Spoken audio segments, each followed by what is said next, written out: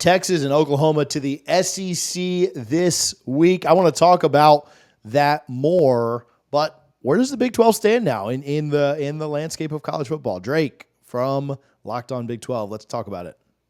Yeah, number one, first thing, TJ, for all the Texas and OU fans, they're like, oh, we got out, we're getting more money, oh, it's going to be awesome. I need you to know that you probably paid rent last month, or you had a payment on your car, or you had to fix the dryer in there and it was $400.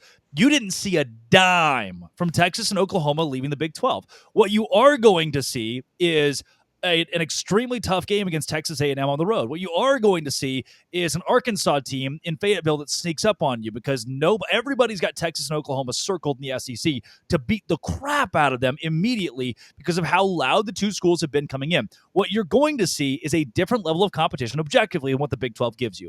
And so then you end the season 7-5 or maybe 8-4 and think, well, we would have won the Big 12. You didn't. You went 7-5 or 8-4. Well, we got a whole lot more money. You didn't. You got a worse viewing experience for you and your friends and family. It can no longer stream, oh, we're the best ever, we're going to the college football playoff.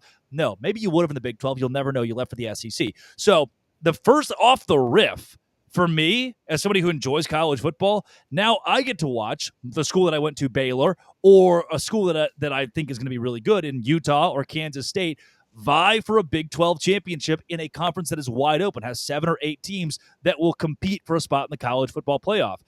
Texas will be every week thinking, really hope we don't get upset by a Mississippi State this week. And I would rather be, from a fan standpoint, in my chair than yours.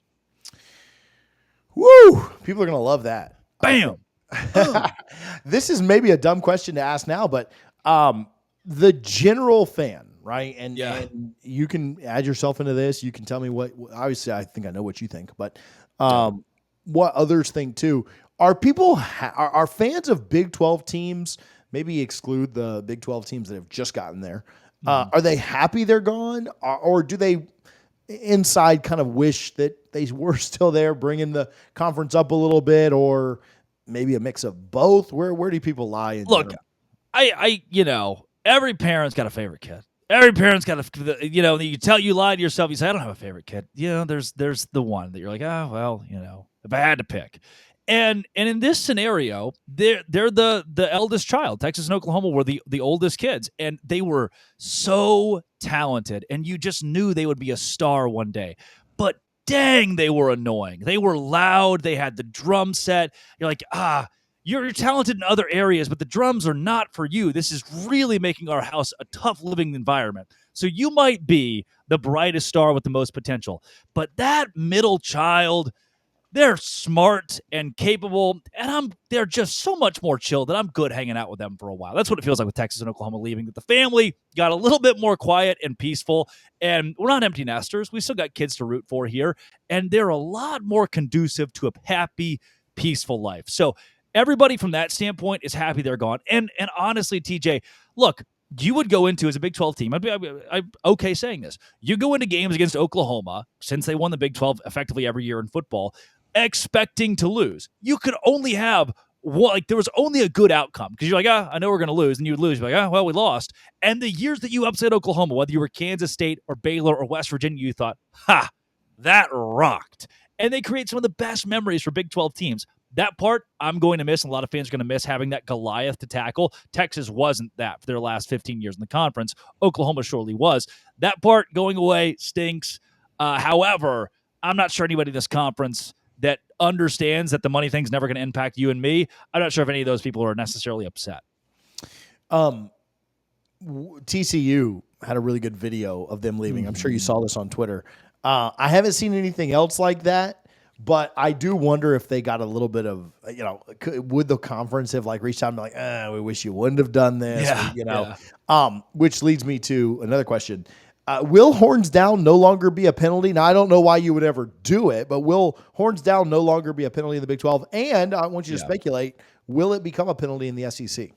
I cannot wait. It definitely won't become a penalty in the SEC because this Greg Sankey is in a position where he does not need to keep Texas and Oklahoma happy. If they want to walk out the door tomorrow, great. We have a couple other Texas and Oklahomas right here in LSU and Alabama and Florida and even Auburn. So I don't think the SEC is going to take it that seriously very early on. And you see plenty of people that have their own ways of taunting other SEC schools. And that conference, it does just mean more. They do it different out there. You got to grow up and have thicker skin. From a Big 12 standpoint, I cannot wait. I really cannot wait for the day where the Texas, and it might be this year, where the Texas Bowl features West Virginia or Iowa State against Oklahoma or Texas. And the day that Texas is back in the Texas Bowl, which is inevitable, the day will come, and they are playing against Baylor or TCU, that is going to be the most glorious horns. Take every penalty you want. It reminds me of the year that Mark Richt had his Georgia team run out on the field and celebrate with each other after that first touchdown, which was super awkward, by the way, and they won the game against Florida. It reminds me a lot of that. Just go out there and make a fool of yourself, because why not? The respect for Texas and Oklahoma really wasn't there, and it's especially not there now. Yeah, and certainly it won't continue to be a penalty once they no chance on. Yeah. So hilarious aspect of it. Who has more long-term success in the SEC, Oklahoma, Texas? What is very tough. Next 20 years. Yeah. Next 20 years. What we have to, and TJ, having you on Locked On Big 12 this week, you touched on this a bit. You've got to take a 30,000-foot view for these two schools. In the last 2 decades, Oklahoma has won exponentially more than Texas. Texas has had one good year in the last 13, and it was last year, so everybody's pointing at it and talking about it.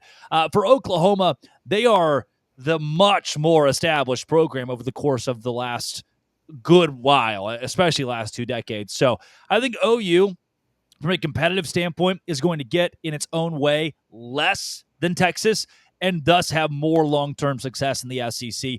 It might take 3 or 4 years to adjust, but one day that's going to click. And for Texas, the culture there under Chris Del Conte is just not built yet. They are not going to, you see they keep hiring these high-profile coaches in different situations like women's basketball or men's basketball, and it's just not working out very well when it comes to the whole winning championships thing. Like, sure, they win at a high level, but then they come up short. Softball the same way.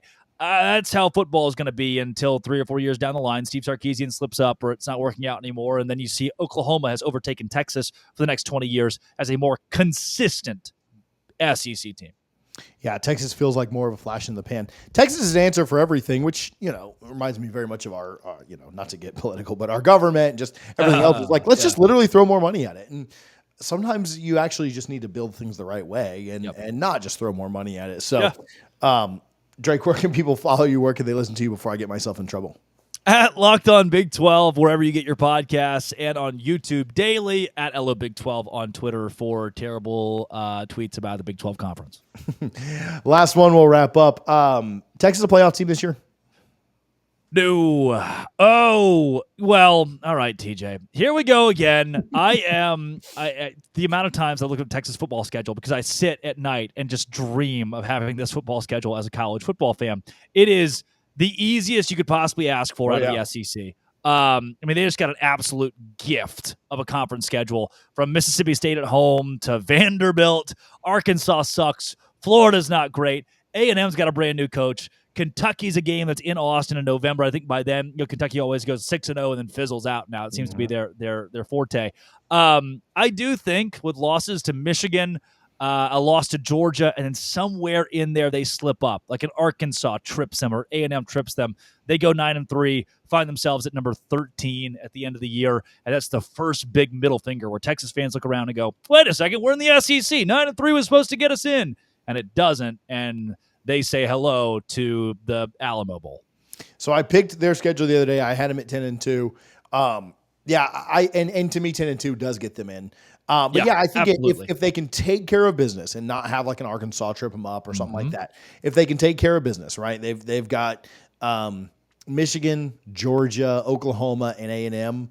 I think they need to go 2-2 in those. And really, I don't know that A&M is really the team that should be beating them. No, probably not. Yeah, we'll see. That's game rivalry 12. It is rivalry. It is a rivalry, end of the year type stuff. But if they can go 2-1 in those other games and win what they're supposed to, I do think they get in. But the Michigan game might be a decider. That or year. I like it. I close my eyes, TJ. 9-3 at 13 though makes me happy. Or 9-3. How about? Oh, you want me to make yours even better? I hate to try and improve upon greatness, but the Texas hit me. I went 9-3 at 12. And then wow. and then you know what I'm saying? The group of 5 gets in. Oh, crushing. Oh, that's even better, isn't it? The Boise State's right there in the college football playoff, and Texas is not. 9-3, they're number 12, and Liberty is 21 and gets in.